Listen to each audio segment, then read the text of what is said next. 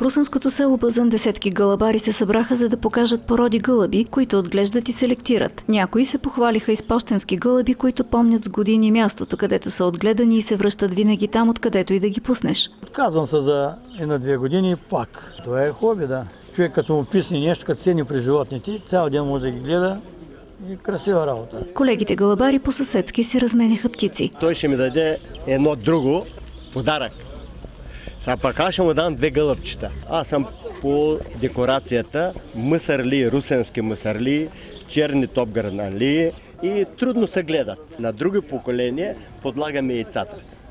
И те ги изхранват. Заради любовта към хобито, гълъбарите са готови да платят много пари, но да имат желаната птица. Ами има и по 500, има и по 1000, има и колко евро, бе?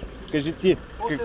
800 евро има. Има гълъби, които са летачи, пощенски гълъби. Ако искате да изпитате романтиката на миналото, когато гълъбите са принасяли вестите между хората, то и вие може да си дресирате крилатата животинка. Определено не е лесно, но си заслужава усилието, твърдят гълъбарите. Такава краста е, че трудно човек може да се откаже. Ето тук сега, като се разходите, ще видите, има възрастни хора, които са на по 70 години и продължават да гледат гълъби. Много хора не знаят, че пощенският гълъб не е от живелица. В Китай и днес провеждат обучение на 10 000 пощенски гълъба, които да доставят жизнено важни съобщения, в случай, че в страната има проблем с комуникационните системи.